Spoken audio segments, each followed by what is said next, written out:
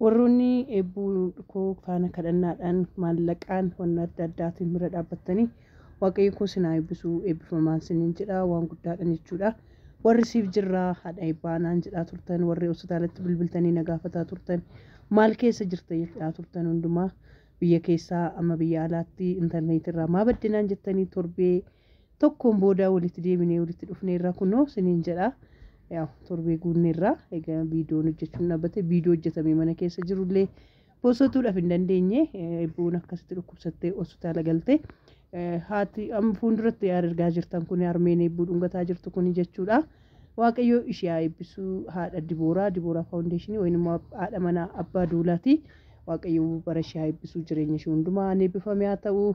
Baay'ee bu'aa baay'ee keessa nu faana nuuf akka dhiphina keenya hundumaa nu faana hirmaataa turte. Akka ishiin daftee hospitaalaa yaala gaarii argattee daftee hospitaala baatu gumaacha guddaa goote soon dhugaa koo waaqayyo ishee eebbisuu eebbifaminaa jedhani. Iddoo kanatti immoo warri isin argitan kun jechuudha. Maartaa jedhamu Maartaan Alamganaarraa dhuftee Maartaan Jamoorraa dhuftee Siifoon immoo Alamganaarraa dhuftee waaqayyo koo ishee eebbisuu eebbifaminaa jedhani. Warroonni kunis jechuudha warra eebbuu gaafachuu keessatti gahee gumaacha guddaa baasanidha jechuudha. Hospitaala keessatti hundumti keessaniyyuu eebbifamaan siniin jedha. Warroonni dhiphina koo nafaana hirmaattan gadda koos nafaana hirmaattan jechuudha. Yaa eebbuun waan baay'ee keessa darbite dhukkubichi baay'eetti cimaa ture labsamii fi lafa nutti dukkanaa'ee ture.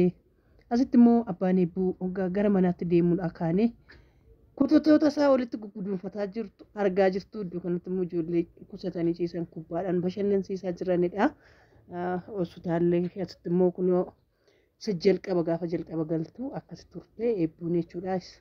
Istiimii fudhataa jirti wayin immoo maal afaan hakimiiti maal akka isaan jedhan hin beeku qoricha banuufi jechuudha hafuura akka banuufi fi irratti godhaa jiranidha.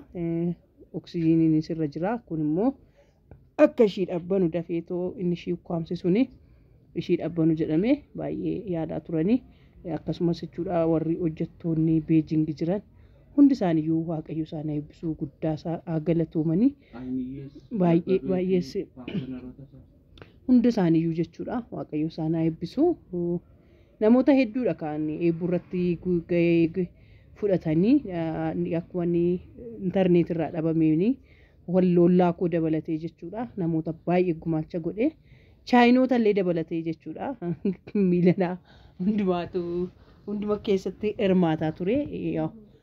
Warri hospitaala Beejing keessa hojjetan hundi isaaniiyyuu jechuudha asuma dhugaa koo siniin jedha.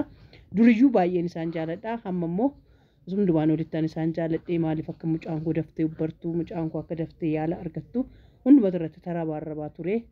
Iddoo kanatti xiqqoo ishii ija ishii banattee gaafa ol jettudha jechuudha. Gurra ishii naa coccobsaa jirti xiqqoo ishii ol jettee ija ishii naa saaqattee bareedduun koo hunduma keessanii waaqayyo sinaa eebbisuun siniin jedha. Guddaasaa galatooma maaliif waaqayyo nama namaaf kenna malee ofiisaatii bu'eetoo wannoon jedhu waan ta'eef waan namoota naaf kenneef jechuudha. Waaqayyo naa galatu waaqayyo haa eebbifamu inni ulfina isaa fudhatuun siniin jedha. Nama hedduudha kan hirmaataa ture. Keessattuu immoo sabboontuu Wallagga Lixaa baay'ee dhiphattee nan babbadee haadha eebbaa viidiyoon hin jiru jetti haadha eebbaa akkas hin jiru jetti haadha eebbaa isumatti baddee naan jetti. Ishiinis guddaasaa galatoomtu warri kaanis akkasuma guddaasaa galatoomaa warri maabbaddee haadha eebbaa jettanii na gaafataa turtanis jechuudha. Guddaasaa nuuf galatoomaa rabbi sinaa eebbisuu horaa bulaa siniin jennaa hunduma keessan jechuudha hunduma keessanii. Itti dabalatee immoo abbaa manaa koo gaarii kabajamaa innis anafaana simintoorra achi bulaatii heebbuu isaa kunuunsataa tures innis waaqayyo isaa eebbisu suma dhugaa koo siniin jedha. Warroonni nafaana eebbataa turtan jechuudha hiriyoonni koo hundum keessaniyyuu eebbifamaa walloonni koo jechuudha. Warri akkasuma jechuudha hakimoonni hundumtiyyuu waaqayyo isaan eebbisu.